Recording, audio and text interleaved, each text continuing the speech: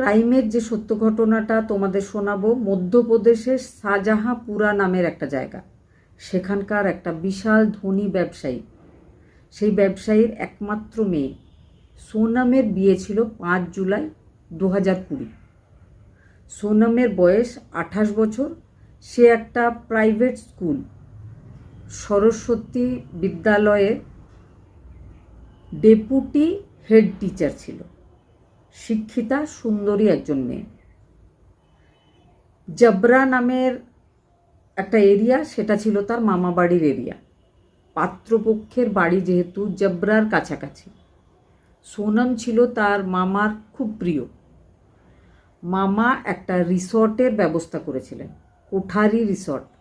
সেখান থেকেই বিয়ের অনুষ্ঠানটা হবে এমনটাই কথা ছিল। সোনম আর সোনমের বাড়ির লোকজনেরা একদম আর্লি মর্নিং ওই রিসর্টে গিয়ে পৌঁছেছিল। বিয়ের অনুষ্ঠান শুরু হওয়ার আগে সোনম নিজের মামার মেয়ের সাথে চলে গেছিল স্থানীয় একটা বিশাল বিউটি পার্লারে, যেখানে আগে থেকেই বুকিং করা ছিল। সেখানে সাজগোজের জন্য গেছিল। সোনমের মামার মেয়ের ফোনে আননোন একটা নাম্বার থেকে কল এসেছিল। সে কলটা রিসিভ করে জাস্ট হ্যালো বলেছিল। ওপাশ থেকে আর কেউ কোনো কথা বলেনি। ফোনটা ডিসকানেক্ট হয়ে গেছিল। হঠাৎ করে ওই পার্লারে এসে দাঁড়ায় দুজন ছেলে। একজন বাইক চালাচ্ছিল, একজন তার পেছনে বসেছিল।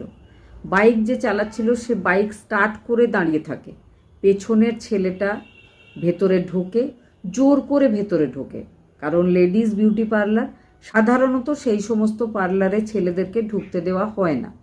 সে জোর করে ঢুকেছিল। ঢোকার পরে পিস্তল বের করে সোনমকে গুলি করে সেখান থেকে আবারও বেরিয়ে চলে যায়। বাইকে বসে সেখান থেকে উধাও হয়ে যায়। পরবর্তীকালে যেমন হয়, পুলিশ স্টেশনে জানানো হয়, পুলিশ সিসিটিভি ফুটেজ চেক করে ধরাধরি শুরু করে। ধরা পড়েছিল পবন নামের ওই ছেলেটা, পবন যে বাইক চালাচ্ছিল। পবনকে জিজ্ঞাসাবাদের পরে জানা যায় যে পেছনে যে ছেলেটা বসেছিল বা যে এই ঘটনাটা ঘটিয়েছিল তার নাম রাম যাদব, বয়স 21 বছর। যে মেয়েটাকে সে মেরে ফেলেছিল তার থেকে 7 বছর ছোট। যেহেতু পবন যাদব একজন ভারতীয় জনতা পার্টির অ্যাক্টিভ মেম্বার ছিল, তার ফটো দেখে অনেকেই তাকে চিনতে পেরেছিল। পবন ধরা পড়েছিল, তবে সে ধরা পড়েনি। পবনকে বলা হয়েছিল যে তোমার বন্ধুকে কল করো। পুলিশের চাপে তাকে কল করতে বাধ্য হতে হয়েছিল। কল করে সে যখন জানতে পারে যে বন্ধু কোথায় আছে, পুলিশ টিম সেখানে গিয়ে রাম যাদবকেও অ্যারেস্ট করেছিল। শুরু হয়েছিল তার জিজ্ঞাসাবাদ।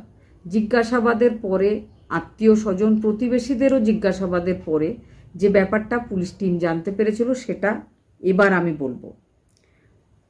আগেই বলেছি, সোনম একটা বিশাল ব্যবসায়ীর মেয়ে, সুন্দরী, সবার প্রিয়, সবার আদরের। 2010 সালে তার বিয়ে ঠিক হয়েছিল উজ্জয়নের এক ব্যবসাদারের সাথে। 4 বছর বিয়েটা চলেছিল। আদরের মেয়ে, শ্বশুরবাড়ির পরিবেশে ঠিক মানিয়ে নিতে পারেনি নিজেকে। শ্বশুরবাড়ির লোকজনেরাও তাকে পছন্দ করতো না। 4 বছর পরে তার ডিভোর্স হয়ে যায়, সে বাড়ি ফিরে এসেছিল। শিক্ষিতা ছিল যথেষ্ট। সে নিজের জন্য একটা কাজ খুঁজছিল, সঙ্গে আবার সে পড়াশোনাও শুরু করেছিল। কাজ পেয়েও যায়। স্থানীয় একটা প্রাইভেট বড় স্কুল সরস্বতী বিদ্যালয়ে চাকরি পেয়েছিল। কম সময়ের মধ্যেই তার প্রমোশন হয়ে সে ডেপুটি হেড টিচারও হয়ে গেছিল। সব ঠিকঠাক চলছিল। এদিকে সে একটা বিয়ে বাড়িতে গেছিল। বিয়ে বাড়িটা ছিল দীনদয়াল নগর নামে একটা জায়গায়। সেখানে একটা ছেলের সাথে তার আলাপ হয়েছিল। ছেলের সাথে আলাপ বলতে সেই বিয়ে বাড়িতেই এসেছিল একটা ছেলে। ছেলেটার নাম ছিল রাম যাদব। 2017 সালে কিন্তু সেই বিয়ের অনুষ্ঠানে গেছিল সোনম। বিয়ের অনুষ্ঠানে 7 বছরের ছোট রাম যাদবের পছন্দ হয়ে গেছিল সোনমকে। সোনমের সাথে সে কথা বলার বারবার চেষ্টা করছিল, তবে কথাবার্তা হাই হ্যালোর থেকে বেশি দূর পর্যন্ত এগিয়ে যায়নি। পরবর্তীকালে রাম যাদব সোশ্যাল মিডিয়াতে খুঁজেছিল সোনমকে, খুঁজে পেয়েও গেছিল, মেসেজ করেছিল, মেসেজের রিপ্লাইও এসেছিল। তারপর থেকে কিন্তু মাঝে মধ্যেই তারা কথা বলা শুরু করে, লম্বা লম্বা সময় পর্যন্ত চ্যাট করা শুরু করে। রাম যাদব তারপরে বারবার সোনমকে নিজের প্রেমের প্রস্তাবও দিয়েছিল। সোনম কিন্তু কখনো হ্যাঁ বলেনি, তবে নাও বলেনি, কথাটাও কিন্তু সে রেগুলার বলছিল। আর ধীরে ধীরে রামের মনের মধ্যে তার প্রতি একটা প্রেম আরও বাড়ছিল। 2017 সাল থেকে কিন্তু তাদের মধ্যে কথাবার্তা নিয়মিত চলছিল, মাঝে মধ্যে তাদের দেখা সাক্ষাৎও হয়েছিল। তবে জুলাইয়ের 5 তারিখে সোনমের বিয়ে ঠিক হয়ে গেছিল। সোনমের বিয়ে সোনমের বয়সী, সোনমদের মতো সমকক্ষ এক ব্যবসাদার ফ্যামিলিতে ঠিক হয়েছিল। সোনমের সাথে পাত্রের কথাও হয়েছিল, দুজনকে খুব পছন্দও হয়ে গেছিল। সেই জন্য সোনম 2020 বছরের শুরু থেকে, যখন থেকে তার বিয়ে ঠিক হয়ে গেছিল, সে এবার রাম যাদবকে ইগনোর করা শুরু করেছিল। রাম যাদবকে সে জানিয়ে দিয়েছিল যে তুমি ছোট, তোমার সাথে আমার বিয়ে কোনোভাবেই সম্ভব না। আমি তোমার সাথে কথা বলতাম কারণ আমরা দুজন বন্ধু ছিলাম, কিন্তু তুমি ব্যাপারটাকে অন্যদিকে নিয়ে যাচ্ছ, তুমি বিয়ে করতে চাইছো, প্রেমের প্রস্তাব দিচ্ছ, আমি আর রাজি নয়, আমার থেকে তুমি দূরে থাকো। এতদিন কিন্তু সে বলেনি কথাটা, এতদিন সে সময় কাটাচ্ছিল, কথা বলছিল। পরবর্তীকালে রামের আর ভালো লাগছিল না, রাম যে কোনোভাবে সোনমের সাথে কন্ট্যাক্ট করতে চাইছিল, কথা বলতে চাইছিল, প্রেমের প্রস্তাব তো সে দিচ্ছিলই, সে বিয়েও করতে চাইছিল। সোনম কোনোভাবেই আর তার ইচ্ছা হচ্ছিল না ওই জুয়েলার্স শপে কাজ করা একটা ছেলের সাথে বিয়ে করার বা সম্পর্কটাকে এগিয়ে নিয়ে যাওয়ার। সে যখন ইগনোর করা শুরু করেছিল, রাম কোনো না কোনোভাবে তাকে খুঁজে তার সাথে কথা বলে ব্যাপারটার মীমাংসা করতে চাইছিল, কিন্তু কোনোভাবেই সোনম রাজি হচ্ছিল না কথা বলতে। সেই জন্য সে যে পথটা বেছে নিয়েছিল যে সোনম যদি আমার সাথে বিয়ে না করে, আমাকে ঠকিয়ে দেয়, তাহলে কিন্তু সোনমের বাঁচার আর অধিকার নেই। এবার সে সোনমের সাথে কথা বলার চেষ্টা বাদ দিয়ে চেষ্টা শুরু করেছিল সোনমের বিয়েটা কোথায় হবে সেই ব্যাপারটা জানার, খোঁজার। জেনেও গেছিল, খুঁজেও ফেলেছিল, ভেবেছিল বিয়ের মণ্ডপে গিয়ে সোনমকে মেরে ফেলবে।